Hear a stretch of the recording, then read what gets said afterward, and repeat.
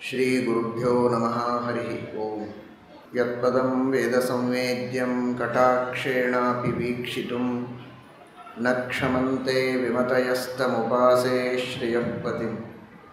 ಮಯಿ ಸ್ಥಿತೋ ಮದಂಗೇಷು ಸ್ವತಂತ್ರೋ ವ್ಯಾಪ್ತವಾನ್ ಹರಿಃ ಸ ವಿಷ್ಣುಶ್ಚಾಸ್ವತಂತ್ರಂ ಮಾಂ ಸ್ವೇಚ್ಛಯಾ ವರ್ತಯತ್ಯಜಃ. ಸ್ವಾತ್ಮನಸ್ತಸ್ಯ ಪೂಜಾಸ್ಯುಃ ಮನೋವಾಕ್ಕಾಯವೃತ್ತಯಃ ಮಮೈತಾಃ ಇತಿ ಕರ್ತಾರಂ ಉದ್ದೇಶ್ಯಂಚ ಹರಿಂ ಸ್ಮರೇತ್. ಧರ್ಮವಿಜ್ಞಾನವೈರಾಗ್ಯಪರಮೈಶ್ವರ್ಯಶಾಲಿನಃ ಆನಂದತೀರ್ಥಭಗವತ್ಪಾದಾನ್ ವಂದೇ ನಿರಂತರಂ. ಆನಂದತೀರ್ಥೋಪದಿಷ್ಟೋ ನಿಧಿರ್ನಾರಾಯಣಃ ವಯಃ ಪ್ರದರ್ಶಿತೋ ಯೇನ ಸಮ್ಯಕ್ ಜಯತೀರ್ಥಂ ತಮಾಶ್ರಯೇ. ಸತ್ಯಧೀರಕರಾಬ್ಜೋತ್ಸಃ ಜ್ಞಾನವೈರಾಗ್ಯಸಾಗರಃ ಸತ್ಯಜ್ಞಾನಾಖ್ಯತರಣಿಃ ಸ್ವಾಂತಧ್ವಾಂತಂ ನಿಗೃಹ್ಣತು. ಸತ್ಯಾಭಿಜ್ಞಕರಾಬ್ಜೋತ್ಥಾನ್ ಪಂಚಾಶದ್ವರ್ಷಪೂಜಕಾನ್ ಸತ್ಯಪ್ರಮೋದತೀರ್ಥಾರ್ಯಾನ್ ನೌಮಿನ್ಯಾಯ ಸುಧಾರತಾನ್. ಸುಭಾಷಿತ ಕಾರ್ಯಕ್ರಮ ಯಾವ ತರಹದ ಭಾಷಿತ ಭಾಷಣದಿಂದ ಉಪದೇಶದಿಂದ ನಮಗೆಲ್ಲ ಸುಖವಾಗತ್ತೆ, ಮನಸ್ಸಿಗೆ ನೆಮ್ಮದಿ ಸಿಗತ್ತೆ, ಸಮಾಧಾನ ಶಾಂತಿ ಸಿಗತ್ತೆ, ಅದು ಸುಭಾಷಿತ. ಇಂತಹ ಸುಭಾಷಿತಗಳನ್ನು ಉಪದೇಶ ಮಾಡುವವರಲ್ಲಿ ಅಗ್ರಗಣ್ಯನಾದವನು ಭಗವಂತ. ಸರ್ವೋತ್ತಮ ಸುಭಾಷಿತಕಾರ ಪರಮಾತ್ಮ. ಅನೇಕ ಜನರು ತಪ್ಪು ತಿಳಿದಿದ್ದಾರೆ. ಎಷ್ಟೆಷ್ಟೋ ಸುಭಾಷಿತಗಳನ್ನು ಇವತ್ತಿನ ಸುಭಾಷಿತದ ಗ್ರಂಥಗಳಲ್ಲಿ, ಸುಭಾಷಿತ ಪುಸ್ತಕಗಳಲ್ಲಿ ಪ್ರಚಾರ ಮಾಡುತ್ತಾರೆ. ಕವಿಗಳು, ಬೇರೆ ಬೇರೆ ಜನ ಸುಭಾಷಿತಗಳನ್ನು ಮಾಡಿದವರು ಅನೇಕರಿದ್ದಾರೆ. ವಿದ್ವಾಂಸರು, ಕವಿಗಳು, ಅನೇಕ ಗ್ರಂಥಕಾರರು ಸುಭಾಷಿತಗಳನ್ನೇ ಮಾಡಿದವರು ಕೆಲವರು. ತಮ್ಮ ಶಾಸ್ತ್ರೀಯ ಗ್ರಂಥಗಳಲ್ಲಿ ಅಲ್ಲಲ್ಲಿ ಸುಭಾಷಿತಗಳನ್ನು ಸೇರಿಸಿದವರು ಕೆಲವರು. ಹೀಗೆ ವಿವಿಧ ರೀತಿಯಲ್ಲಿ ಸುಭಾಷಿತಗಳನ್ನು ನಾವು ಸಂಸ್ಕೃತ ಸಾಹಿತ್ಯದಲ್ಲಿ, ಬೇರೆ ಸಾಹಿತ್ಯಗಳಲ್ಲಿಯೂ, ಬೇರೆ ಭಾಷೆಗಳಲ್ಲಿಯೂ ಕಾಣುತ್ತೇವೆ. ಆದರೆ ಒಂದು ಮಾತನ್ನು ಮರೆಯಬಾರದು. ಎಲ್ಲ ಸುಭಾಷಿತಗಳಿಗೂ, ಎಲ್ಲ ಶಾಸ್ತ್ರೀಯ ಉಕ್ತಿಗಳಿಗೂ, ಎಲ್ಲ ವಿಚಾರಗಳಿಗೂ, ಎಲ್ಲ ಚಿಂತನೆಗಳಿಗೂ ತಾತ್ವಿಕವಾದ, ಪಾರಮಾರ್ಥಿಕವಾದ, ಸತ್ಯವಾದ ಯಾವುದೇ ಚಿಂತನೆ ಇದ್ದರೆ ಅದಕ್ಕೆ ಮೂಲ ವೇದವ್ಯಾಸ ದೇವರು ಅನ್ನುವುದನ್ನು ನಾವು ಮರೆಯುವಂತಿಲ್ಲ. ಅಸ್ಯ ಕಾವ್ಯಸ್ಯ ಕವಯೋ ನ ಸಮರ್ಥ ವಿಶೇಷಣೆ. ವೇದವ್ಯಾಸ ದೇವರು ರಚನೆ ಮಾಡಿದಂತಹ ಏನೊಂದು ಇತಿಹಾಸ ಇದೆ, ಪುರಾಣಗಳಿವೆ, ಕಾವ್ಯ ಇದೆ, ತತ್ವಜ್ಞಾನದ ಭಂಡಾರ ಇದೆ, ಅದನ್ನು ಮೀರಿಸುವಂತಹ ಯಾವುದೇ ಸುಭಾಷಿತ, ಯಾವುದೇ ಕಾವ್ಯ, ಯಾವುದೇ ಇತಿಹಾಸ, ಯಾವುದೇ ಪುರಾಣ ಪ್ರಪಂಚದಲ್ಲಿ ಹಿಂದೂ ಆಗಿರಲಿಲ್ಲ, ಇಂದಿಗೂ ಇಲ್ಲ, ಮುಂದೆಯೂ ಬರೋದಿಲ್ಲ. ಅಂತಹ ಅತಿ ಶ್ರೇಷ್ಠವಾದ ಸುಭಾಷಿತಗಳನ್ನು ಜಗತ್ತಿಗೆ ನೀಡಿದ ಮಹಾನುಭಾವರು ವೇದವ್ಯಾಸ ದೇವರು. ಸರ್ವೋತ್ತಮನಾದಂತಹ ಭಗವಂತ, ಸರ್ವಜ್ಞತಮನಾದಂತಹ ಶ್ರೀಹರಿ ತನ್ನ ವ್ಯಾಸ, ಹಯಗ್ರೀವ ಮೊದಲಾದ ರೂಪಗಳಿಂದ, ನಾರಾಯಣ ಎಂಬ ರೂಪದಿಂದ, ಇತಿಹಾಸ ಪುರಾಣ ಪಂಚರಾತ್ರಾದಿಗಳ ರೂಪದಲ್ಲಿ ಉಪದೇಶ ಮಾಡಿದಂತಹ ಏನು ಸುಭಾಷಿತಗಳಿವೆ ಅವುಗಳೇ ನಿಜವಾದ ಸುಭಾಷಿತ. ಯಾವ ಸುಭಾಷಿತಗಳನ್ನು ಅನೇಕ ಕವಿಗಳು ಮಾಡಿದ್ದಾರೆ ಅಂತ ಇವತ್ತು ಪ್ರಸಿದ್ಧಿ ಇದೆ, ವಸ್ತುತಃ ಅವುಗಳೆಲ್ಲ ಇತಿಹಾಸ ಪುರಾಣಗಳಲ್ಲಿ ನಮಗೆ ನೋಡುವುದಕ್ಕೆ ಸಿಗುತ್ತೆ. ಗರುಡ ಪುರಾಣದಲ್ಲಿ, ಪ್ರೇತಕಾಂಡ ಅಲ್ಲ, ಅದರ ಪೂರ್ವಭಾಗದಲ್ಲಿ ಗರುಡ ಪುರಾಣದೊಳಗೆ ಸುಮಾರು ಅಧ್ಯಾಯಗಳಲ್ಲಿ ನೀತಿಸಾರ ಅಂತ ಒಂದು ಭಾಗ ಬರ್ತದೆ. ಆ ನೀತಿಸಾರ ಎಂಬ ಭಾಗದಲ್ಲಿ ಪ್ರಾಯ 99ನೇ ಅಧ್ಯಾಯದಿಂದ ಅದು ಪ್ರಾರಂಭವಾಗ್ತದೆ. ಸುಮಾರು ಅಧ್ಯಾಯಗಳಲ್ಲಿ ಎಲ್ಲ ಇವತ್ತು ಪ್ರಸಿದ್ಧವಾದಂತಹ ಏನೆಲ್ಲ ಸುಭಾಷಿತಗಳು ಅಂತಿವೆ, ಪ್ರಾಯ ಗರುಡ ಪುರಾಣದಲ್ಲಿ ಅವುಗಳೆಲ್ಲ ಉಂಟು. ವೇದವ್ಯಾಸ ದೇವರೇ ಅದನ್ನು ರಚನೆ ಮಾಡಿದ್ದು. ಅದರ ಸಂಗ್ರಹವನ್ನು ಮುಂದಿನವರು ಅನೇಕರು ತಮ್ಮ ತಮ್ಮ ಸುಭಾಷಿತ ಗ್ರಂಥಗಳಲ್ಲಿ ಮಾಡ್ತಾರೆ. ಆದರೆ ಕಾರಣ ಗೊತ್ತಿಲ್ಲ, ಅದು ವೇದವ್ಯಾಸ ದೇವರ ರಚನೆ ಮಾಡಿದ್ದು ಅಂತ ಯಾರೂ ಉಲ್ಲೇಖ ಮಾಡುವುದಿಲ್ಲ. ಆ ಪುರಾಣದ ಹೆಸರನ್ನು ಉಲ್ಲೇಖ ಮಾಡೋದಿಲ್ಲ. ಸುಭಾಷಿತ ಅಂತ ಹಾಕ್ತಾರೆ, ಯಾರೋ ಮಾಡಿರಬಹುದು ಕವಿಗಳು ಅಂತ, ಅಥವಾ ಸಂಗ್ರಹ ಮಾಡಿದವರ ಹೆಸರಿನಲ್ಲೇ ಕೆಲವೊಮ್ಮೆ ಪ್ರಸಿದ್ಧಿಯಾಗುವುದು ಉಂಟು. ಆ ತರಹದ ಸುಭಾಷಿತಗಳ ಮೂಲ ಅದು ವೇದವ್ಯಾಸ ದೇವರ ಇತಿಹಾಸ ಹಾಗೂ ಪುರಾಣಗಳು.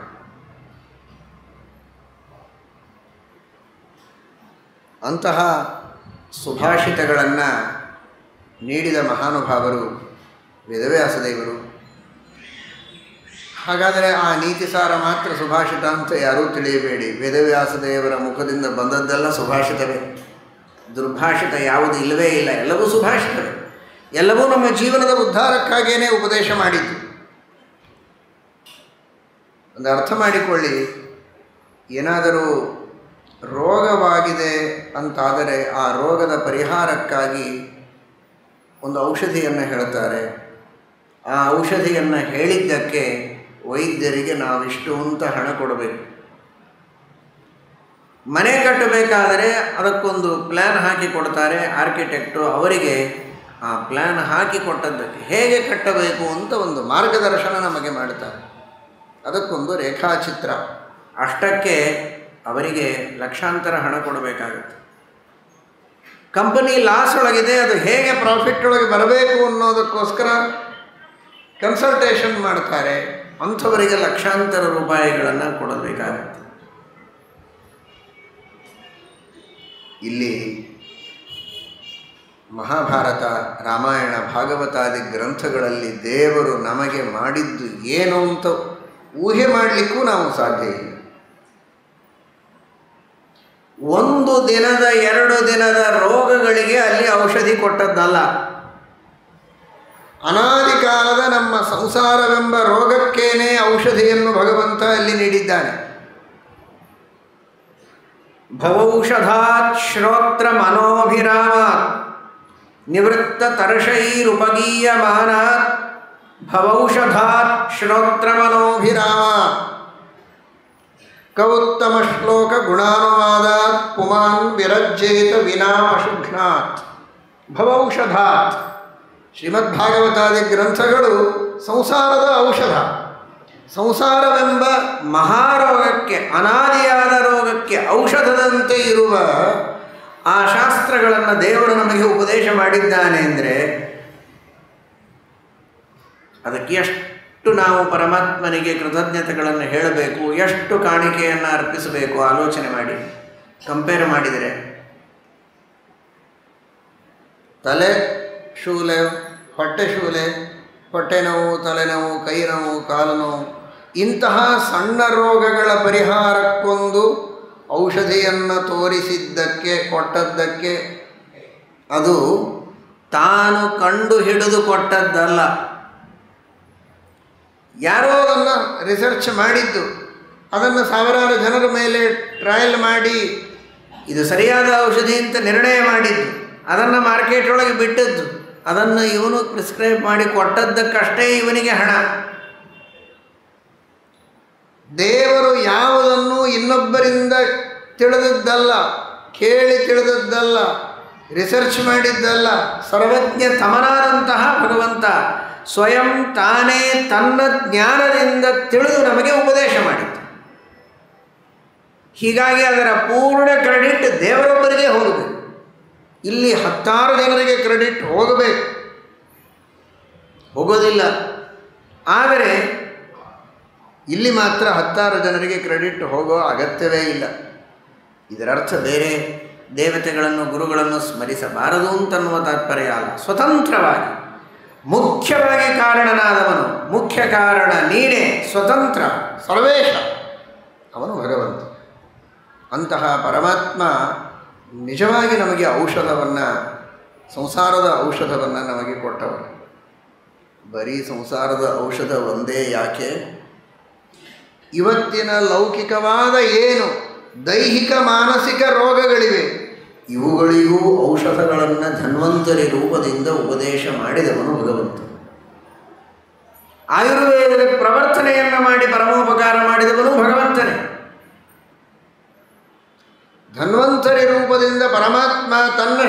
ಪ್ರಶಿಷ್ಯರ ಪರಂಪರೆಯ ಮೂಲಕ ಆಯುರ್ವೇದದ ಪ್ರವರ್ತನೆ ಮಾಡಿ ಆ ತರಹದ ಸುಭಾಷಿತವನ್ನು ನಮಗೆ ಕೊಟ್ಟಿದ್ದಾನೆ. ಅಂತಹ ವೈದ್ಯಕೀಯ ಸಲಹೆ ಸೂಚನೆಗಳನ್ನು ಕನ್ಸಲ್ಟೇಷನ್ನೂ ದೇವರು ನಮಗೆ ಮಾಡಿದ್ದು. ಅದನ್ನು ಗರುಡ ಪುರಾಣ ಹೇಳ್ತದೆ ಬಹಳ ವಿಸ್ತೃತವಾಗಿ. ಗರುಡ ಪುರಾಣದಲ್ಲಿ ಧನ್ವಂತರಿಯ ಉಪದೇಶ ಇದೆ. ಧನ್ವಂತರಿ ನಾಮಕ ಪರಮಾತ್ಮನ ನೇರವಾದಂತಹ ರೋಗಗಳ ಬಗ್ಗೆ ಇರುವಂತಹ ವಿಮರ್ಶೆ ಇದೆ. ವಿಮರ್ಶೆ ಅಂದರೆ ನಮ್ಮ ಎದುರಿ, ನಾನು ಚಿಂತನ ವಿಮರ್ಶೆ ಮಾಡಿದ್ದಲ್ಲ, ದೇವರಿಗೆಲ್ಲ ನಿರ್ಣೀತ. ಆದರೆ ನಮ್ಮ ಎದುರಿನಲ್ಲಿ ಅದರ ನಿರೂಪಣೆಯನ್ನು ದೇವರು ಮಾಡ್ತಾರೆ.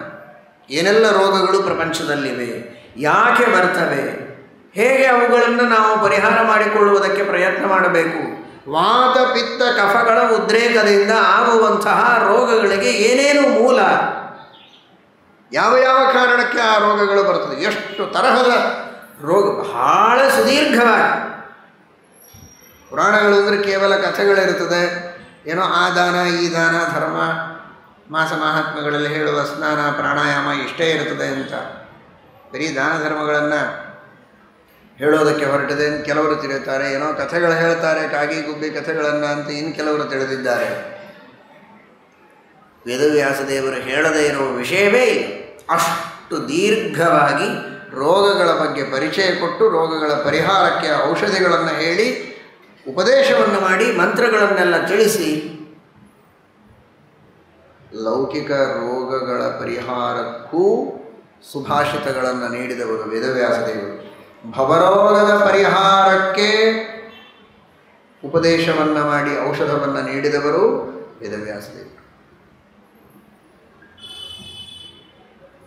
ಅದೇನು ಭವರೋಗದ ಔಷಧ, ಲೌಕಿಕ ರೋಗಗಳ ಔಷಧದ ಬಗ್ಗೆ ವಿವರಣೆ ಕೊಡುವುದಕ್ಕೆ ನಾನಿಲ್ಲಿ ನಿಂತಿಲ್ಲ. ಅದು ಬಹಳ ವಿಸ್ತೃತ, ಅದು ತಿಳಿದುಕೊಳ್ಳೋದು ಬಹಳ ಕಷ್ಟ ಇದೆ.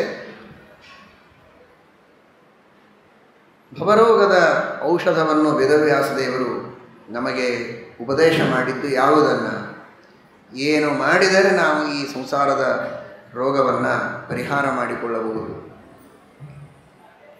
ಅದನ್ನು ವೇದವ್ಯಾಸದೇವರೇ ತಿಳಿಸ್ತಾರೆ. ಕುರ್ವಂತಿ ಗೋವತ್ಸ ಪದಂ ಭವಾಬ್ಧಿಂ. ಸಂಸಾರ ಇದು ದೊಡ್ಡ ಸಾಗರ ಇರಬಹುದು, ಅತೀ ಸುಲಭವಾಗಿ ಇದನ್ನು ದಾಟಬಹುದು. ಹೇಗೆ ದಾಟಬಹುದು ಅಂತ, ಒಂದು ಆಕಳಿನ ಕರು ಕಾಲಿಟ್ಟಂತಹ ಸ್ಥಳದಲ್ಲಿ ಸ್ವಲ್ಪ ನೀರು ನಿಲ್ತದೆ. ಕೆಸರಿನೊಳಗೆ ಕರು ಕಾಲಿಟ್ಟರೆ ತಗ್ಗು ಬೀಳುತ್ತದೆ. ಆ ತಗ್ಗಿನಲ್ಲಿ ಒಂದು ಸ್ವಲ್ಪ ನೀರು ನಿಲ್ತದೆ, ಮಳೆ ನೀರೋ ಬೇರೆ ಯಾವುದೋ ನೀರೋ ನಿಲ್ಲುತ್ತೆ. ಆ ನೀರನ್ನು ದಾಟುವುದಕ್ಕೆ ಎಷ್ಟು ಶ್ರಮ ಆಗಬೇಕಾಗಿದೆ? ಏನೂ ಶ್ರಮ ಇಲ್ಲ, ಸುಲಭವಾಗಿ ದಾಟ್ತದೆ. ಸಣ್ಣ ಮಗು ದಾಟ್ತದೆ, ದೊಡ್ಡವರಲ್ಲ. ಚಿಕ್ಕ ಮಗುವು ಆ ಕರು ಇಟ್ಟ ಕಾಲಿನ ತಗ್ಗಿನ ಪ್ರದೇಶವನ್ನು, ಅಲ್ಲಿರುವ ನೀರನ್ನು ಸುಲಭವಾಗಿ ದಾಟಿ ಆಚೆಗೆ ಹೋಗ್ತದೆ. ಹಾಗೆ ಯಾರು ತ್ವತ್ಪಾದ ಪೋತೇನ ಮಹತ್ಕೃತೇನ ಕುರುವಂತಿ ಗೋವತ್ಸ ಪದಂ ಭವಾಬ್ಧಿಂ. ಭಗವಂತನ ಪಾದವನ್ನು ನಂಬಿದವರು ಯಾರೋ ಅಂಥವರು ಅಷ್ಟು ಅನಾಯಾಸವಾಗಿ ಈ ಸಂಸಾರವನ್ನು ದಾಟುತ್ತಾರೆ ಅಂತ ವೇದವ್ಯಾಸದೇವರು ನಮಗೆ ತಿಳಿಸಿಕೊಡ್ತಾರೆ.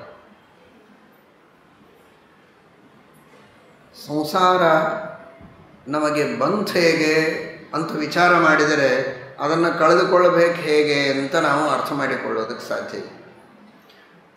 ರೋಗಗಳ ಚಿಹ್ನೆಗಳೇನು, ಸಿಂಪ್ಟಮ್ಸ್ ಏನು ಅನ್ನುವುದನ್ನು ನೋಡುವುದಕ್ಕಿಂತಲೂ ರೋಗಗಳ ಮೂಲ ಏನು, ನಿದಾನ ಏನು ಅಂತ ನೋಡಬೇಕು. ಅದಕ್ಕೆ ಕಾರಣ ಏನು, ಯಾಕೆ ರೋಗ ಬಂತು, ಯಾಕೆ ರೋಗ ಬಂತು ಅಂತ ತಿಳಿದು ಆ ರೋಗದ ಮೂಲವನ್ನು ತಿಳಿದು ನಿದಾನವನ್ನು ತಿಳಿದು ಅದಕ್ಕೆ ಚಿಕಿತ್ಸೆಯನ್ನು ಮಾಡಿದರೆ ಆಗ ರೋಗದ ಪರಿಹಾರವಾಗ್ತದೆ. ಭಿಷಕ್ ಚಿಕಿತ್ಸೇತ ರುಜಾಂ ನಿದಾನವಿತು. ವೇದವ್ಯಾಸದೇವರೇ ಭಾಗವತದಲ್ಲಿ ತಿಳಿಸ್ತಾರೆ, ಷಷ್ಠ ಸ್ಕಂದದಲ್ಲಿ, ಭಿಷಕ್ ಚಿಕಿತ್ಸೇತ ರುಜಾಂ ನಿದಾನವಿತು. ಯಾರು ರೋಗಗಳ ಕಾರಣವನ್ನು ತಿಳಿದಿದ್ದಾನೆ ಅಂಥವನು ಅದಕ್ಕೆ ಚಿಕಿತ್ಸೆಯನ್ನು ಮಾಡಬೇಕು. ಮಾಡಿದರೆ ಆ ರೋಗ ಪರಿಹಾರವಾಗ್ತದೆ. ಯಾಕೆ ರೋಗ ಬಂದಿದೆ ಅಂತೇ ಗೊತ್ತಿಲ್ಲದೆ ಯಾವುದಕ್ಕೋ ಔಷಧಿಯನ್ನು ಕೊಟ್ಟರೆ ಪರಿಹಾರ ಆಗೋದಿಲ್ಲ. ಕೆಲವೊಂದು ಸಲ ಅದು ರೋಗ ವಿಪರೀತವಾಗಿ ಉಲ್ಬಣವಾಗುವ ಸಾಧ್ಯತೆ ಇದೆ. ಇವತ್ತು ನಮಗೆ ಈ ಸಂಸಾರವೆಂಬ ರೋಗ ಬರುವುದಕ್ಕೆ ಕಾರಣ ಏನಾಯಿತು ಅನ್ನುವುದನ್ನು ನಾವು ತಿಳಿದರೆ ಆ ರೋಗದ ಪರಿಹಾರಕ್ಕೆ ಏನು ಔಷಧಿ ಅಂತ ಗೊತ್ತಾಗುತ್ತೆ. ಅದನ್ನೂ ನಮಗೆ ತಿಳಿಸಿಕೊಟ್ಟು ಅದರ ಪರಿಹಾರವನ್ನು ನಮಗೆ ಭಗವಂತ ತಿಳಿಸಿಕೊಡ್ತಾನೆ. ಅದು ನಿಜವಾದ ಸುಭಾಷಿತ. ನಮ್ಮೆಲ್ಲರ ರೋಗಗಳ ಮೂಲ ಏನು ಅಂತ ಶ್ರೀಕೃಷ್ಣ ಪರಮಾತ್ಮ ಭಗವದ್ಗೀತೆಯಲ್ಲಿ ತಿಳಿಸ್ತಾನೆ. ನಿಜವಾದ ಕರ್ತೃಗಳು ಯಾರು? ಜಗತ್ತಿನಲ್ಲಿ ನಡೆಯುವ ಎಲ್ಲ ಕ್ರಿಯೆಗಳ ಮೂಲ ಕರ್ತ ಯಾರು? ಅದನ್ನು ನಾವು ಚೆನ್ನಾಗಿ ತಿಳಿಯದೆ ತಪ್ಪು ತಿಳಿದು ದುರಹಂಕಾರದಿಂದ ವರ್ತನೆ ಮಾಡ್ತಾ ಇರುವ ಕಾರಣ ನಮಗೆಲ್ಲ ದೇವರು ಈ ಒಂದು ಶಿಕ್ಷೆಯನ್ನು ಕೊಟ್ಟಿದ್ದಾರೆ.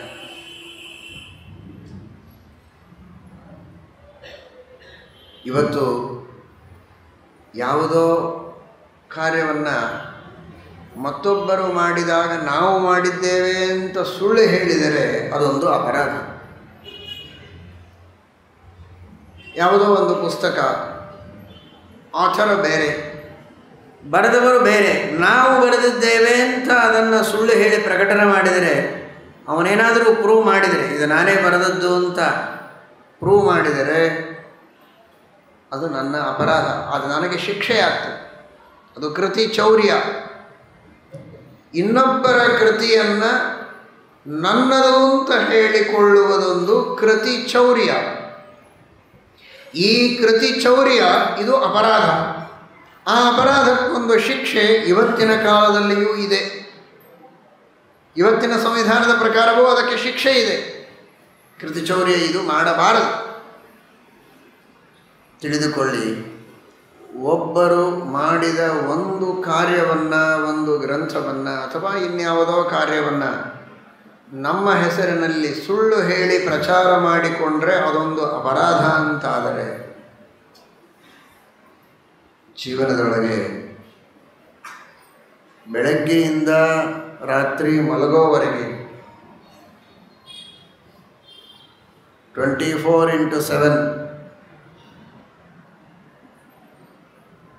ಯಾವಾಗಲೂ ಕೃತಿಚೌರ್ಯವನ್ನೇ ನಾವು ಮಾಡ್ತಾ ಇದ್ದರೆ ನಮಗೆ ಎಂಥ ದೊಡ್ಡ ಶಿಕ್ಷೆ ಆಗಬೇಕು ಹೇಳಿ.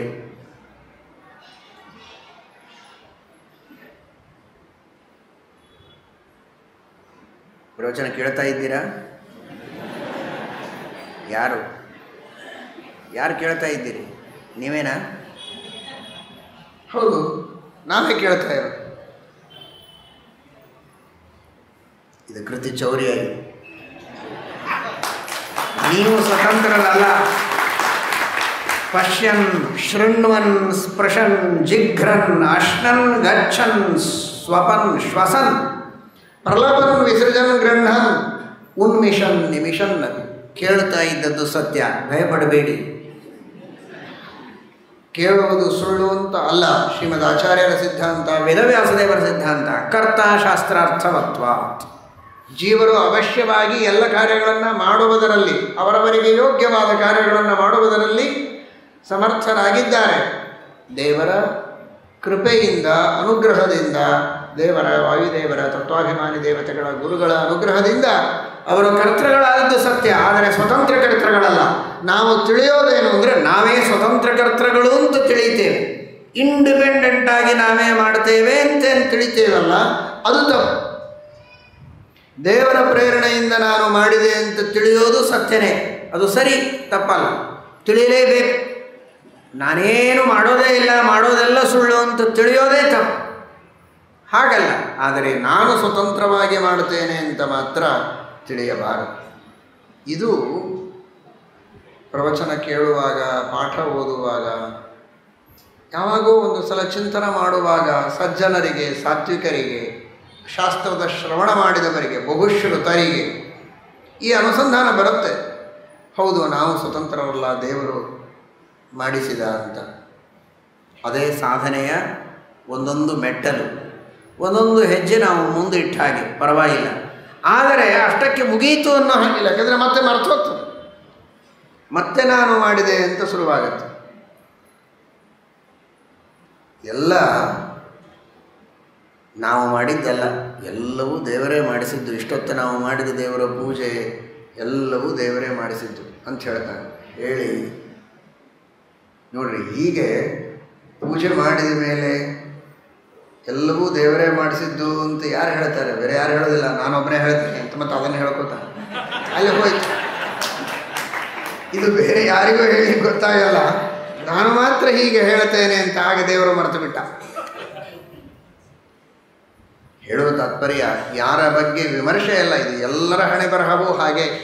ಹಾಗಾದರೆ ಎಲ್ಲರೂ ಪ್ರಯತ್ನ ಮಾಡಬೇಕಾದದ್ದು, ಯಾರೋ ಒಬ್ಬರು ಇಬ್ಬರಲ್ಲ, ಎಲ್ಲರೂ ಪ್ರಯತ್ನ ಮಾಡಬೇಕಾದದ್ದು. ದೇವರೇ ಸ್ವತಂತ್ರ, ಅವನೇ ಸರ್ವಕರ್ತ, ಅವನೇ ಮಾಡಿಸ್ತಾನೆ, ಅವನ ಪ್ರೇರಣೆಯಿಂದ ನಾನು ಮಾಡುತ್ತೇನೆ ಎನ್ನುವುದೇ ಅನುಸಂಧಾನ ನಿರಂತರವಾಗಿ ಬರಬೇಕು. ಕೊನೆಗೊಮ್ಮೆ ಇದು ಸಾಕ್ಷಾತ್ಕಾರ ಆಗಬೇಕು. ಇದು ಮೊದಲು ಶಾಸ್ತ್ರದಿಂದ ಜ್ಞಾನ ಆಗಬೇಕು. ಇದು ದೃಢ ಆದ ಮೇಲೆ ಅವನ್ನೇ ಚಿಂತನೆ ಮಾಡಿ ಕೊನೆಗೆ ಆ ದೇವರ ಸಾಕ್ಷಾತ್ಕಾರ ಆಗಿ ಅವನೇ ಕರ್ತ, ಅವನೇ ಸ್ವತಂತ್ರ ಅಂತ ನಮಗೆ ಯಾವಾಗ ತಿಳಿಯುತ್ತೆ ಆಗ ಮೋಕ್ಷವಾಗುತ್ತೆ. ಅಲ್ಲಿಯವರೆಗೆ ಇದು ಸಂಸಾರ ಅನ್ನುವುದು ಒಂದು ದಂಡ. ವಿಧಿಬಂಧ ಲಕ್ಷಣೋ ದಂಡ ಅಂತ ಟೀಕಾಕೃತ್ಪಾದರು ಪ್ರಮೇಯ ದೀಪಿಕಾದಲ್ಲಿ ಹೇಳ್ತಾರೆ. ಇದೊಂದು ವಿಧಿರೂಪವಾದ ಬಂಧ, ಇದೊಂದು ದಂಡ. ಯಾಕೆ ಅಂದರೆ ದೇವರು ಕರ್ತ ಆಗಿರುವಾಗ ನಾನು ಕರ್ತ ಅಂತ ನೀನು ತಿಳಿತೀಯಲ್ಲ, ಅದಕ್ಕೆ. ಯಾವತ್ತು ಈ ಶಿಕ್ಷೆ ನಮಗಾಯಿತು? ನೀನು ಯಾವತ್ತಿನಿಂದ ಹೀಗೆ ತಿಳಿತಾ ಇದ್ದಿ, ಆಗಿನಿಂದ ಅನಾದಿ ಕಾಲದಿಂದಲೂ ಜೀವ ಹೀಗೇ ತಪ್ಪು ತಿಳುವಳಿಕೆಯಲ್ಲಿದ್ದಾನೆ ಅನ್ನೋದಕ್ಕೆ ಈ ಸಂಸಾರವನ್ನು ಅನಾದಿ ಕಾಲದಿಂದಲೂ ದೇವರು ಕೊಟ್ಟಿದ್ದಾನೆ. ಎಲ್ಲಿಯವರೆಗೆ ಆ ದೇವರ ಬಗ್ಗೆ ಸರಿಯಾದ ತಿಳುವಳಿಕೆ ನಮಗೆ ಬರುವುದಿಲ್ಲ, ಅವನು ಸ್ವತಂತ್ರ ನಾವು ಪರತಂತ್ರರು ಅನ್ನುವ ಸಾಕ್ಷಾತ್ಕಾರ ಆಗುವುದಿಲ್ಲ, ಅಲ್ಲಿಯವರೆಗೆ ಈ ಸಂಸಾರ ಹೀಗೆ ಇರೋದು. ಹಾಗಾಗಿ ಇದು ಸಂಸಾರದ ನಿಧಾನ, ಇದು ಕಾರಣ, ಮೂಲ. ಆ ದೇವರ ಅಜ್ಞಾನವೇ ಸಂಸಾರಕ್ಕೆ ಕಾರಣವಾದರೆ ಆ ಭಗವಂತನ ಜ್ಞಾನವೇ ಮೋಕ್ಷಕ್ಕೆ ಕಾರಣವೇ ಹೊರತು ಇನ್ಯಾವುದು ಮೋಕ್ಷಕ್ಕೆ ದಾರಿಯಲ್ಲ ಅನ್ನುವುದಕ್ಕೋಸ್ಕರ ಇದು ನಿಜವಾದ ಔಷಧ, ಭವೌಷಧ. ಇದೇ ನಿಜವಾದ ಔಷಧ. ಆ ಭಗವಂತನ ಪಾದಗಳನ್ನು ನಂಬುವುದೇ, ಆ ಭಗವಂತನ ಸ್ವರೂಪವನ್ನು ಚೆನ್ನಾಗಿ ತಿಳಿದುಕೊಳ್ಳುವುದೇ ಮೋಕ್ಷಕ್ಕೆ ದಾರಿಯೇ ಹೊರತು ಬೇರೆ ಇನ್ಯಾವುದಲ್ಲ. ಅಂತಹ ಅದಕ್ಕಾಗಿಯೇ ಉಪನಿಷತ್ತಿನಲ್ಲಿ ಶ್ರುತಿಯಲ್ಲಿ ಹೇಳಿದ್ದು, ಸರ್ವಾನ್ ಪರೋ ಮಾಯಯಾಯಂ ಸಿನೀತೆ ದೃಷ್ಟ್ವೈವ ತಂ ಮುಚ್ಯತೆ ನಾಪರೇಣ ಬಂಧಕೋ ಭವಪಾಶೇನ ಭವಪಾಶಾಚ್ಚ ಮೋಚಕಃ. ಶ್ರುತಿಯಾಗಲಿ ಈ ಸ್ಮೃತಿಯಾಗಲಿ ಹೇಳಿದ್ದು ಒಂದೇ ಮಾತನ್ನು, ಸಂಸಾರದ ಬಂಧನದಲ್ಲಿಟ್ಟವನು ಅವ. ಕಾರಣ ನಮ್ಮ ತಪ್ಪು ತಿಳುವಳಿಕೆ, ನಮ್ಮ ಅಜ್ಞಾನ, ಹಾಗೂ ಅವನ ಆಜ್ಞೆಯನ್ನು ಉಲ್ಲಂಘನೆ ಮಾಡಿ ವರ್ತನೆ ಮಾಡುವಂತಹ ಪ್ರವೃತ್ತಿ, ಇದು ಸಂಸಾರಕ್ಕೆ ಕಾರಣವಾಗಿದೆ. ಇವತ್ತಿನ ಸಂವಿಧಾನದ ಪ್ರಕಾರ, ಕಾನ್ಸ್ಟಿಟ್ಯೂಷನ್ ಪ್ರಕಾರ ಏನೆಲ್ಲ ವಿಧಿಗಳಿವೆ, ಅದರ ಉಲ್ಲಂಘನೆ ಮಾಡಿದರೆ ಏನಾಗ್ತದೆ? ಜೈಲಾಗ್ತದೆ. ಯಾವುದನ್ನು ಮಾಡಬಾರದು ಅಂತ ಹೇಳಿದ್ದಾರೆ ಅದನ್ನು ಮಾಡಿದರೂ ನಮಗೆ ಶಿಕ್ಷೆ ಇದೆ. ಯಾವುದನ್ನು ಕಂಪಲ್ಸರಿ ಫಾಲೋ ಮಾಡಲೇಬೇಕು ಅಂತ ನಿಯಮಗಳನ್ನು ಮಾಡಿದ್ದಾರೆ, ಅದನ್ನು ಮಾಡದಿದ್ದರೂ ನಮಗೆ ಶಿಕ್ಷೆ ಇದೆ, ಜೈಲಿದೆ, ಬಂಧನ ಇದೆ. ಆದರೆ ತಿಳಿದುಕೊಳ್ಳಿ, ನಾವು ಇಷ್ಟು ದಿವಸ ಬಂಧನದೊಳಗೆ ಇರುವುದಕ್ಕೆ ಕಾರಣ ಇದು. ನಮಗದರ ಬಗ್ಗೆ ಎಚ್ಚರವೇ ಇಲ್ಲ. ಕಾರಣ ಏನೋ ಇದೆ, ನಾವು ಯಾವುದಕ್ಕೋ ಪ್ರಯತ್ನ ಮಾಡ್ತಾ ಇದ್ದೇವೆ, ಯಾವುದೋ ದಿಕ್ಕಿನಲ್ಲಿ ನಡೀತಾ ಇದ್ದೇವೆ. ನಾವು ಯಾಕೆ ಈ ದುಃಖವನ್ನು ಅನುಭವಿಸ್ತಾ ಇದ್ದೇವೆ, ಯಾಕೆ ಸಂಸಾರದಲ್ಲಿ ಒದ್ದಾಡ್ತಾ ಇದ್ದೇವೆ? ಶಾಸ್ತ್ರದಲ್ಲಿ ಹೇಳಿದಂತೆ ನಾವು ಇಲ್ಲ. ಜೈಲೊಳಗಿದ್ದೇವೆ, ಬಂಧನದೊಳಗೆ ನಮ್ಮನ್ನು ಹಾಕಿದ್ದಾರೆ. ಅಲ್ಲಿ ವ್ಯವಸ್ಥಿತವಾಗಿ ಏನು ಊಟ ಕೊಡ್ತಾ ಇದ್ದಾರೋ ಊಟ ಮಾಡ್ತಾ, ಇದು ಸರಿ ಇಲ್ಲ, ಇನ್ನೊಂದು ಸ್ವಲ್ಪ ಬೇರೆ ಅನ್ನ ಕೊಡ್ರಿ ಅಂತ ಅಲ್ಲಿರೋ ಜೈಲರ್ಗಳ ಜೊತೆಗೆ ಜಗಳಾಡ್ತಾ ಇದ್ದಾನೆ ಹೊರತು ನನಗೆ ಯಾಕೆ ಹಾಕಿದ್ರು, ಹೊರಗೆ ಹೇಗೆ ಬರಬೇಕು ಅದು ವಿಚಾರವೇ ಇಲ್ಲ. ಯಾವುದೋ ಡ್ರೆಸ್ ಹಾಕಿ ಕೊಡಿಸಿರ್ತಾರೆ, ಏನೇನೋ ತಿನ್ಲಿಕ್ಕೆ ಕೊಡ್ತಾರೆ. ಈ ಡ್ರೆಸ್ ಚೆನ್ನಾಗಿಲ್ಲ, ಇನ್ನೊಂದು ಕೊಡು, ನಿನಗೆ ಬೇಕಾದ್ರೆ ಒಂದಿಷ್ಟು ದುಡ್ಡು ಕೊಡ್ತೀನಿ ಅಂತ ಅವನ ಜೊತೆಗೆ ವ್ಯವಹಾರ ಮಾಡಿ ಅಲ್ಲಿಯೇ ಸುಖವಾಗಿರೋದಕ್ಕೆ ಪ್ರಯತ್ನ ನಡೆಸಿಬಿಟ್ಟಿದ್ದಾರೆ ಹೊರತು ಹೊರಗೆ ಬರೋ ವಿಚಾರ ಮಾಡ್ತಾ ಇಲ್ಲ. ಆಗಿದೆ, ಈ ಮನೆ ಚೆನ್ನಾಗಿಲ್ಲ, ಇನ್ನೊಂದು ಮನೆ, ಆ ಮನೆ ಚೆನ್ನಾಗಿಲ್ಲ, ಮತ್ತೊಂದು ಮನೆ, ಈ ಡ್ರೆಸ್ ಬೇಡ, ಇನ್ನೊಂದು ಡ್ರೆಸ್ಸು, ಈ ಅಡುಗೆ ಸರಿ ಇಲ್ಲ, ಇನ್ನೊಂದು ಅಡುಗೆ ಮಾಡಿರಿ, ಈ ಅಡುಗೆಯವರು ಬೇಡ, ಮತ್ತೊಬ್ಬ ಅಡುಗೆಯವರು ಬರಲಿ, ಇಲ್ಲಿ ಅಡುಗೆ, ಊಟ, ಬಟ್ಟೆ, ಮನೆ, ಕಾರು, ವಾಹನ, ಮಾನ ಮರ್ಯಾದೆ, ಅಂತಸ್ತು, ಆಫ್ಟರ್ ಆಲ್ ಇದೆಲ್ಲ ಸೇರಿ ಏನಿದು ನಾವು ಜೈಲು ಒಳಗೆ ನಡೀತಾ ಇದೆ, ಯಾವುದು ಹೊರಗಲ್ಲ. ಇದೆಲ್ಲ ಈ ಸಂಸಾರದ ಬಂಧನದ ಒಳಗೆ ಉತ್ಕರ್ಷವನ್ನು, ಪ್ರಕರ್ಷವನ್ನು ನಾವು ಬಯಸ್ತಾ ಇದ್ದೇವೆ. ಸರಿ, ಅದರ ಬಗ್ಗೆ ಏನು, ಆದರೆ ಇದು ಅಂತಿಮವಾದಂತಹ ಉತ್ಕರ್ಷವೋ, ಇದು ಅಂತಿಮವಾದ ಪ್ರಕರ್ಷವೋ ಅಲ್ಲ. ನಾವು ಇದರಿಂದ ಹೊರಗೆ ಬರಬೇಕಾಗಿದೆ, ಅದರ ಬಗ್ಗೆ ಆಲೋಚನೆ ಮಾಡಬೇಕು. ಯಾಕೆ ಹಾಗಾದರೆ ನಾವು ಇಲ್ಲಿ ಒಳಗಿದ್ದೇವೆ, ನಮಗೆ ಯಾಕೆ ಇಷ್ಟೆಲ್ಲ ಕಷ್ಟ ಬರ್ತದೆ? ಬಿಡಲಿಲ್ಲ, ನಾನು ಬೇಕಾದ ಕಷ್ಟ ಆದರೂ ಅಡ್ಡಿ ಇಲ್ಲ, ನಾನು ಇಂಥದ್ದೊಂದು 5 ಕೋಟಿ ರೂಪಾಯಿ ಕಾರ್ ತೊಗೊಳ್ಬೇಕು ಅಂತ ಮಾಡಿದ್ದೆ ಜೀವನದಲ್ಲಿ, ಅದೊಂದು ಕನಸು. ನಾವಲ್ಲ, ಹೀಗೊಂದು ಕನಸು. ಅದಕ್ಕೋಸ್ಕರ ಎಷ್ಟು ಕಷ್ಟಪಟ್ಟೆ ಅಂದರೆ, ಒಂದು ಹೊತ್ತು ಊಟ ಮಾಡಿದೆ, ಕೆಲವು ಸಲ ಊಟನೇ ಮಾಡಲಿಲ್ಲ, ಬರೀ ನೀರು ಕುಡಿದು ಹಾಲು ಕುಡಿದಿದ್ದೆ, ಅಥವಾ ಇನ್ನೇನೋ ಕುಡಿತಾರೆ ಗೊತ್ತಿಲ್ಲ, ಅಂತೂ ಅದನ್ನಷ್ಟೇ ಕೊಡೋದಿದ್ದೆ ನಾನು, ಬೇರೆ ಏನೂ ತಗೊಳ್ಳಿಲ್ಲ. ಉಪವಾಸ ಇದ್ದು ಹಣ ಕೂಡಿಸಿ ಕಷ್ಟಪಟ್ಟು ಕೆಲಸ ಮಾಡಿ ಅಂತೂ ಕೊನೆಗೆ ಇಂಥ ಒಂದು ಕಾರು ತಗೊಂಡೆ ಅಂತ ಹೇಳ್ತಾನೆ. ಇಷ್ಟು ಕಷ್ಟಪಟ್ಟು ನೀನು ತಗೊಂಡೆ ಅಲ್ಲ, ಇದೇ ಸಂಸಾರ. ಮೋಕ್ಷ ಅಂದರೆ ಹೇಗಿರುತ್ತೆ? ಸಂಕಲ್ಪ ಮಾತ್ರ ಸಕಲೋಪಿ ಸಸ್ಯ. ನಾನು ಬಹಳ ಕಷ್ಟಪಟ್ಟು ಸಾಧಿಸಿದೆ ಅನ್ನೋದು ಇಲ್ಲ. ಸಂಸಾರದ ಒಳಗೆ, ಜೈಲಿನೊಳಗೆ ಅದು ಚಂದ.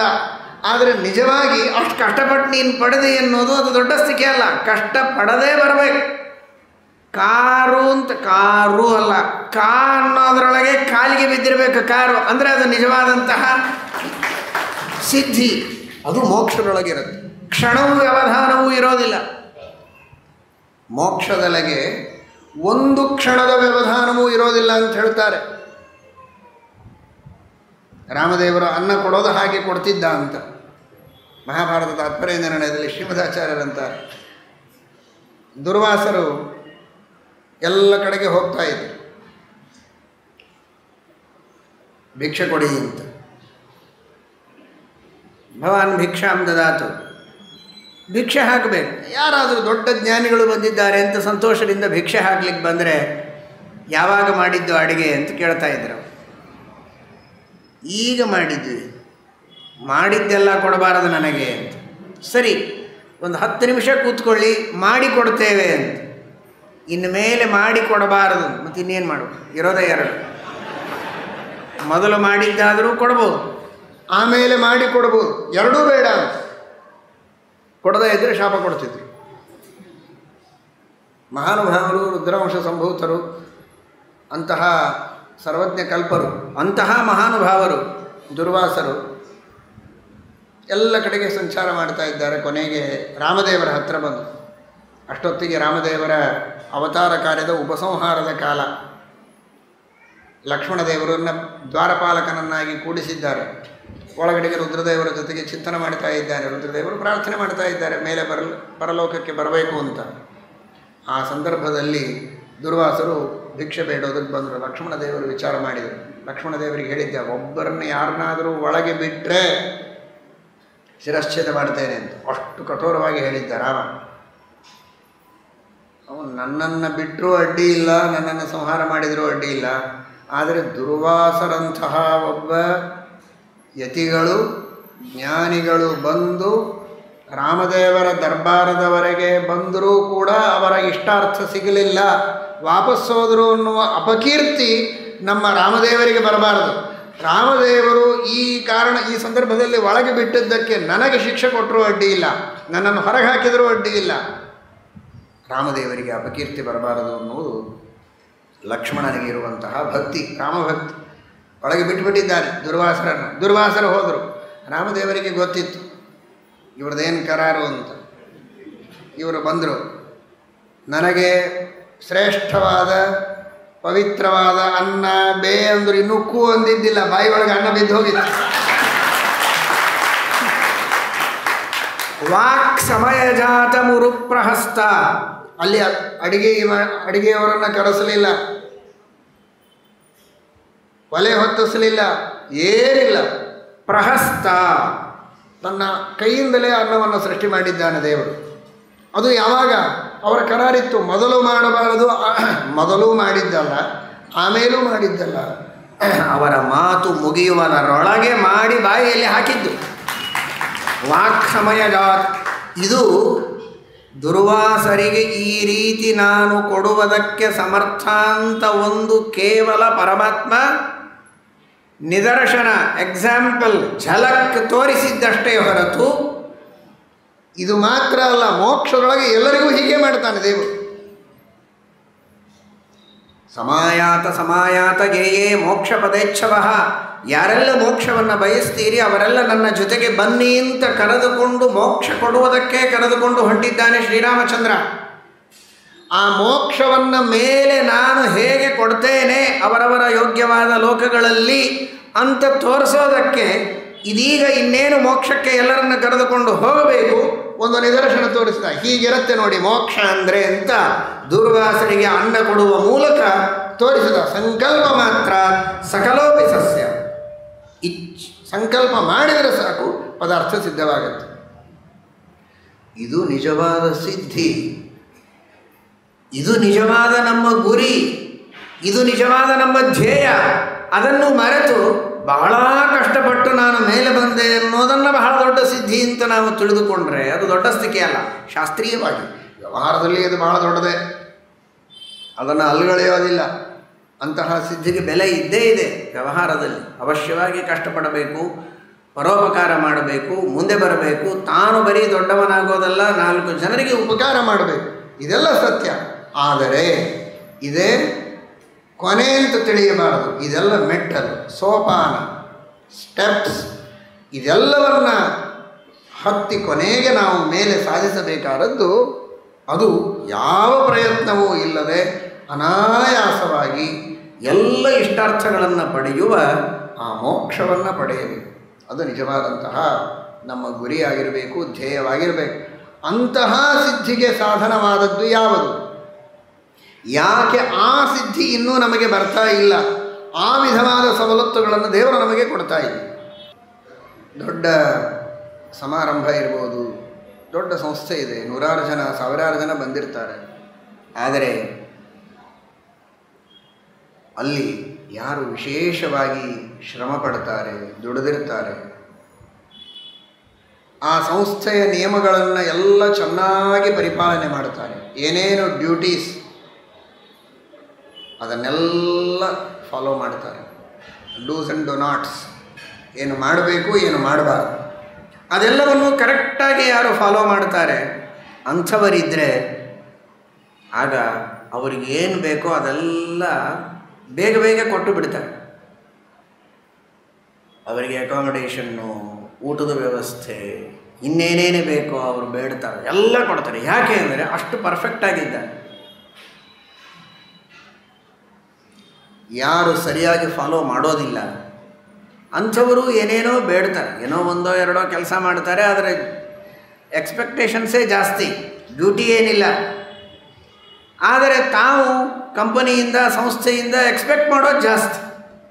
ಹಾಗಿದ್ದರೆ ಅವ್ರಿಗೇನು ಭಾಳ ಕೊಡೋದಿಲ್ಲ. ಸುಮ್ಮನೆ 10 ಸಲ ಕೇಳಿದರೆ 1 ಸಲ ಕೊಡ್ತಾರೆ, 100 ಕೇಳಿದರೆ 1 ಕೊಡ್ತಾರೆ. ಯಾಕೆ? ಕಾರಣ ಅವರು ಹೇಳಿದ್ದನ್ನು ಸರಿಯಾಗಿ ಕೆಲಸ ಮಾಡ್ತಾ ಇಲ್ಲ, ಡ್ಯೂಟಿ ಸರಿಯಾಗಿ ಮಾಡ್ತಾ ಇಲ್ಲ, ದಿವಸ ಕೆಲಸಕ್ಕೆ ಬರೋದೇ ಇಲ್ಲ, ಯಾವಾಗೋ ಬರೋದು, ಏನೋ ಮಾಡಿ ಹೋಗೋದು, ಬರೋದು ಆಫೀಸಿಗೆ, ಆದರೆ ಮಾಡೋದು ಮನೆ ಕೆಲಸ ಎಲ್ಲ ಇಲ್ಲಿ ಮಾಡ್ತಾ ಇರೋದು. ಈಗ ಆಫೀಸ್ ಕೆಲಸ ಎಲ್ಲ ವರ್ಕ್ ಫ್ರಮ್ ಹೋಮ್ ಅಂತ ಮನೆಯಲ್ಲಿ ಮಾಡ್ತಾ ಇದ್ದಾರೆ. ಕೆಲವರು ವರ್ಕ್ ಫ್ರಮ್ ಆಫೀಸ್ ಅಂತ ಆಫೀಸಿಗೆ ಬಂದು ಮನೆ ಕೆಲಸ ಎಲ್ಲ ಆಫೀಸಿನಲ್ಲಿ ಮಾಡ್ತಾರೆ. ಹೀಗೆ ಮಾಡಿದರೆ ಅವರು ಹೇಗೆ ನಿಮಗೆ ಸಂಬಳ ಕೊಡಬೇಕು, ಹೇಗೆ ನಿಮಗೆ ಪ್ರೋತ್ಸಾಹ ಕೊಡೋದಕ್ಕೆ ಸಾಧ್ಯ? ಇವತ್ತು ಭಗವಂತ ಯಾಕೆ ನಮಗೆ ಈ ಕಷ್ಟದಲ್ಲಿ ಇಟ್ಟಿದ್ದಾನೆ ಅಂದರೆ ಇದೇ ಕಾರಣ. ನಮಗೇನು ದೇವರು ಡ್ಯೂಟೀಸ್ ಒಪ್ಪಿಸಿದ್ದಾನೆ ಅದನ್ನು ನಾವು ಸರಿಯಾಗಿ ಮಾಡ್ತಾ ಇಲ್ಲ. ವಿಹಿತ ಕರ್ಮ ಅಕರಣ, ನಿಷಿದ್ಧ ಕರ್ಮ ಕರಣ. ನಿಷಿದ್ಧವಾದದ್ದನ್ನು ಯಾವುದನ್ನು ಮಾಡಬಾರದು ಅಂತ ದೇವರು ಹೇಳಿದ್ದಾನೆ ಅದನ್ನೇ ಮಾಡ್ತಾ ಇದ್ದೆ. ಯಾವುದನ್ನು ಮಾಡಬೇಕು ಅಂತ ಹೇಳಿದ್ದಾನೆ ಅದನ್ನು ಮಾಡೋದೇ ಇಲ್ಲ. ಕೆಲಸ ಮಾಡೋದು ಬೇಡ, ಕೆಲಸಕ್ಕೆ ಜಾಯಿನ್ ಆಗಿ ರಿಟೈರ್ಮೆಂಟ್ ಆಗೋದಕ್ಕೆ ಬಂತು, ಇನ್ನೂ ಇವನಿಗೆ ಏನೇನು ಅಸೈನ್ಮೆಂಟ್ ಕೊಟ್ಟಿದ್ದಾರೆ ಅಂತ ಓಪನ್ ಮಾಡೇ ನೋಡಿಲ್ಲ. ಮಾಡೋದು ಬೇಡ, ಇಷ್ಟು ನನಗೆ ಅಸೈನ್ಮೆಂಟ್ ಇದೆ, ಇದರೊಳಗೆ ನಾನು ಯಾವುದು ಮಾಡಬೇಕು, ಮಾಡಲಿಕ್ಕಾಗತ್ತೆ ಅದೆಲ್ಲ ಮುಂದಿಂದು. ಅದು ಬುಕ್ಕೇ ಓಪನ್ ಮಾಡಿಲ್ಲ, ಅದನ್ನು ಹಾಗೇ ಮುಚ್ಚಿಟ್ಟು ಸಂಬಳ ತಗೊಳ್ತಾರೆ. ಸುಳ್ಳ ನಾವು ಹೇಳೋದು? ಎಲ್ಲಿದೆ ನಮಗೆ ಇದು? ಅದಕ್ಕೆ ಹೇಳಿದೆ ನಾನು, ಇದು ಯಾರಿಗೋ ಒಬ್ಬರಿಗೆ ಎದುರಿಗೆ ಕುಳಿತವ್ರು ಹೇಳ್ತೇನೆ ಅಂತಲ್ಲ, ನಮಗೂ ನಿಮಗೂ ಎಲ್ಲರಿಗೂ ಸಂಬಂಧಪಟ್ಟದ್ದು. ಯಾವುದು? ಎಲ್ಲ ಜೀವರಾಶಿಗಳಿಗೆ ಅವರವರ ಕರ್ತವ್ಯ ಕರ್ಮಗಳನ್ನು ತಿಳಿಸುವುದಕ್ಕೆ ಇದ್ದದ್ದು ಯಾವುದು? ವೇದಗಳು, ಶಾಸ್ತ್ರಗಳು.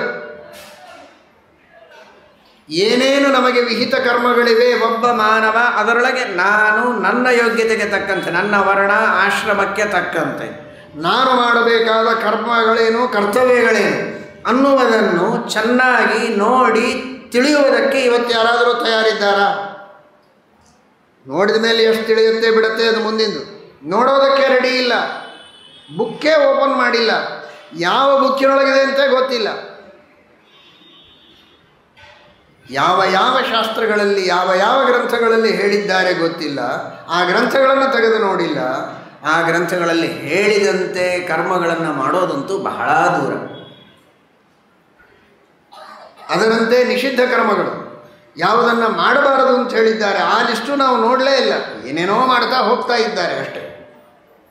ಹೀಗಿರುವಾಗ ಹೇಳಿದ ಕೆಲಸಗಳನ್ನು ಮಾಡದೆ ಮಾಡಬಾರದು ಅಂತ ಹೇಳಿದ ಕರ್ಮಗಳನ್ನು ಮಾಡ್ತಾ ಇದ್ದರೆ ದೇವರು ಏನು ಅಂತ ನಮ್ಮನ್ನು ಉದ್ಧಾರ ಮಾಡಬೇಕು, ಹೇಗೆ ನಮಗೆ ಸುಖ ಕೊಡಬೇಕು, ಹೇಗೆ ನಮಗೆ ಫ್ರೀ ಹ್ಯಾಂಡ್ ಕೊಡೋದಕ್ಕೆ ಸಾಧ್ಯ ಅನ್ನೋದಕ್ಕೆ ನಮಗೆಲ್ಲ ಬಂಧನ ಮಾಡಿಟ್ಟಿದ್ದಾನೆ.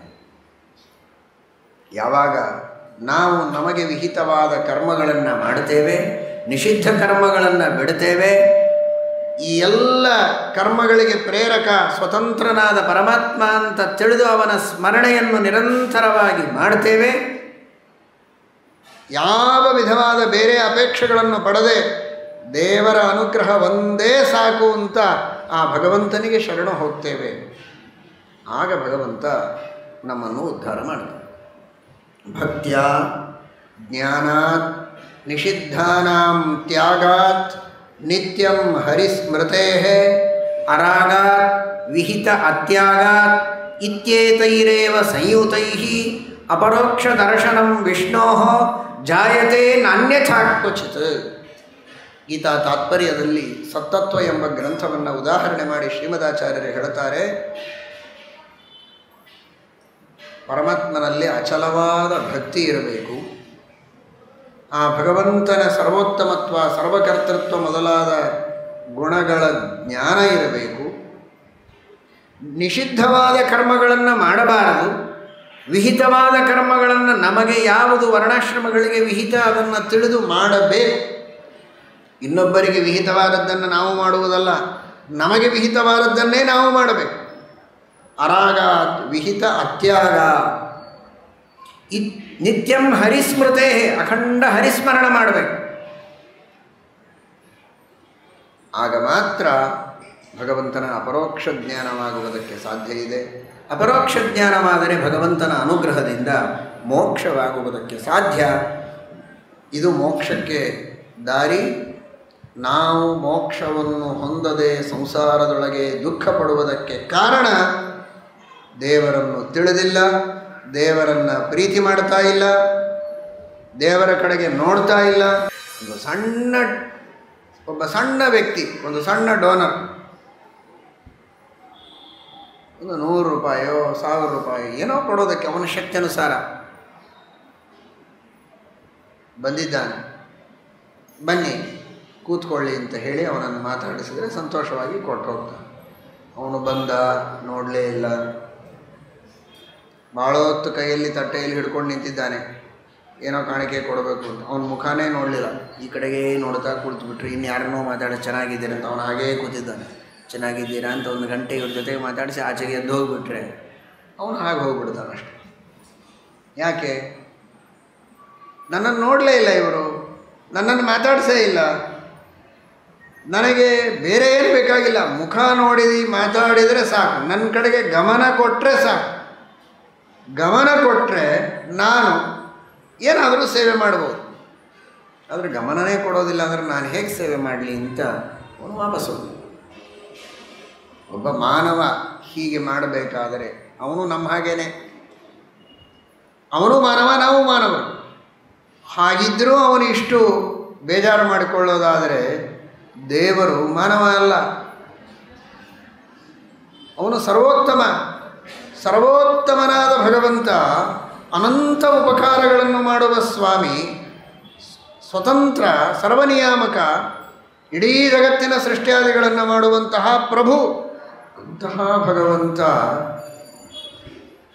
ಎಲ್ಲ ಉಪಕಾರಗಳನ್ನು ನಮಗೆ ಮಾಡುವಾಗಲೂ ಅವನ ಕಡೆಗೆ ನಾವು ನೋಡೋದೇ ಇಲ್ಲ, ಅವನ ಬಗ್ಗೆ ಮಾತಾಡೋದೇ ಇಲ್ಲ. ನಾವು ಯಾರ್ಯಾರ ಜೊತೆಗೂ ಹರಟೆ ಹೊಡಿತೇವೆ, ಇನ್ನೊಬ್ಬರ ಜೊತೆಗೆ ಮಾತಾಡಬಾರ್ದು ಅಂತ ಅರ್ಥ ಅಲ್ಲ, ದೇವರನ್ನು ಮರೆತು. ನೀವು ಬಹಳ ನಮಗೆ ಸಹಾಯ ಮಾಡಿದಿರಿ ಅಂತ ಹೇಳ್ತೇವೆ, ಬಹಳ ಉಪಕಾರ ಮಾಡಿದಿರಿ, ಅಥವಾ ನಾನು ಮಾಡಿದೆ ಅಂತ ಇನ್ನೊಬ್ಬರಿಗೆ ಹೇಳ್ತೇನೆ, ಅವರು ಮಾಡಿದರು ಅಂತ ಅವರನ್ನು ಸ್ತೋತ್ರ ಮಾಡ್ತೇನೆ, ಎಲ್ಲಿಯೂ ದೇವರ ಸ್ಮರಣೆ ಇಲ್ಲ. ಹಾಗಾದರೆ ನಿಜವಾಗಿ ಅವರೊಳಗಿದ್ದು ಉಪಕಾರ ಮಾಡಿದವನು ದೇವರೇ, ಅವನನ್ನು ನೋಡ್ತಾ ಇಲ್ಲ, ಬೇರೆಯವರನ್ನು ನೋಡ್ತಾ ಇದ್ದೆ. ನನ್ನೊಳಗಿದ್ದು ಮಾಡುವವನು ದೇವರೇ, ಅವನನ್ನು ನೋಡ್ತಾ ಇಲ್ಲ, ನನ್ನನ್ನೇ ನಾನು ನೋಡಿಕೊಳ್ತೇನೆ. ಹೀಗೆ ಎಲ್ಲ ಕಡೆಗಿದ್ದು ಎಲ್ಲವನ್ನೂ ಮಾಡುವ ದೇವರನ್ನು ನಾವು ಮರೆತು ಯಾವಾಗಲೋ ಒಂದು ಸಮಯದಲ್ಲಿ ಯಾವುದೋ ಒಂದು ಪ್ರದೇಶದಲ್ಲಿ ಅತ್ಯಲ್ಪ ಉಪಕಾರ ಮಾಡುವವರನ್ನು ಬಹಳ ದೊಡ್ಡದಾಗಿ ನಾವು ಕಾಣ್ತೇವೆ. ಹೀಗಿರಬೇಕಾದರೆ ದೇವರು ಯಾಕೆ ನಮ್ಮನ್ನು ಉದ್ಧಾರ ಮಾಡಬೇಕು? ಅವನು ಸಣ್ಣ ಡೋನರ್ ಅಲ್ಲ, ಅವನು ಮೋಕ್ಷವನ್ನು ಕೊಡೋದಕ್ಕೆ ಬಂದಿದ್ದಾನೆ, ಅನಂತ ಕಾಲದ ಸುಖವನ್ನು ಕೊಡುವುದಕ್ಕೆ ಬಂದಿದ್ದಾನೆ. ಯಾವ ಸುಖವನ್ನು ಅನುಭವಿಸುವಾಗ ಒಂದು ಸ್ವಲ್ಪವೂ ದುಃಖದ ಪ್ರವೇಶ ಇಲ್ಲ, ಅಂಥ ಸುಖವನ್ನು ಕೊಡೋದಕ್ಕೆ ಬಂದಿದ್ದಾನೆ. ಅನಂತ ಕಾಲದ ಸುಖ, ಅನಂತ ಕಾಲದವರೆಗೆ ಜ್ಞಾನ, ಬಲ, ಓಜಸ್ಸು, ಶಕ್ತಿ, ಪರಾಕ್ರಮ ಯಾವುದಕ್ಕೂ ಕುಂದು ಕೊರತೆ ಇಲ್ಲದೇ ಇರೋ ಹಾಗೆ ಸಮೃದ್ಧಿಯಾಗಿ ಎಲ್ಲ ಗುಣಗಳನ್ನು ನಮಗೆ ಕೊಡಬೇಕು ಅಂತ ಸಿದ್ಧನಾಗಿ ಅನಂತ ಹಸ್ತಗಳಿಂದ ನಮ್ಮ ಇಷ್ಟಾರ್ಥಗಳ ವೃಷ್ಟಿ ಮಾಡುವುದಕ್ಕೆ ವರದ ಹಸ್ತನಾಗಿ ಆ ಭಗವಂತ ಇದ್ದಾಗಲೂ ಅವನ ಕಡೆಗೆ ನಾವು ಗಮನ ಕೊಡದಿರುವ ಕಾರಣ ಸುಮ್ಮನಿದ್ದಾನೆ.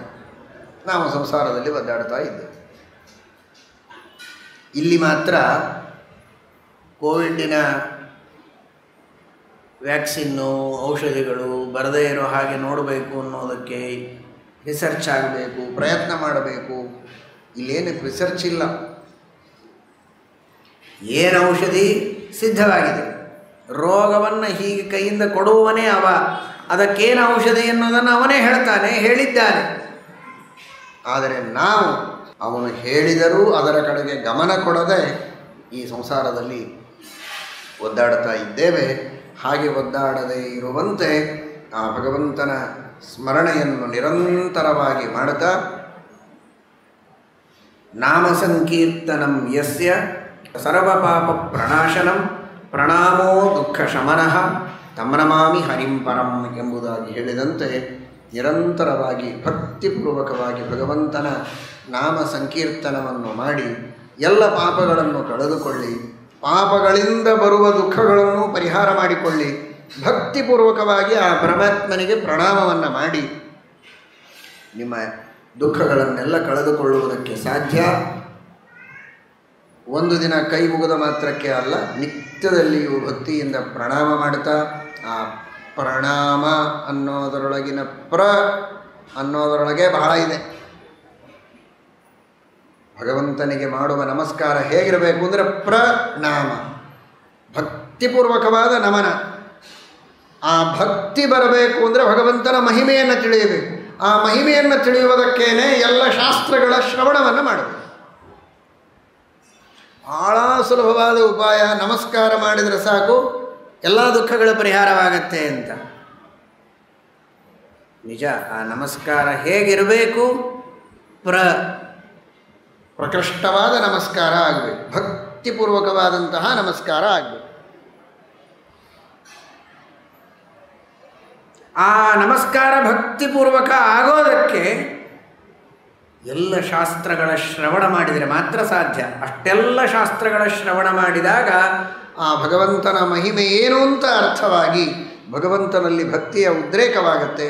ಅಂಥ ಭಕ್ತಿಪೂರ್ವಕವಾಗಿ ಮಾಡಿದ ನಮಸ್ಕಾರ ಎಲ್ಲ ದುಃಖಗಳಿಗೆ ಪರಿಹಾರವನ್ನು ನೀಡುತ್ತದೆ, ಔಷಧಿಯಾಗಿ ನಿಲ್ಲುತ್ತದೆ ಅಂತ ವೇದವ್ಯಾಸದೇವರು ನಮಗೆ ಶ್ರೇಷ್ಠವಾದ ಉಪದೇಶವನ್ನು ಮಾಡಿದ್ದಾರೆ, ಸುಭಾಷಿತವನ್ನು ನೀಡಿದ್ದಾರೆ.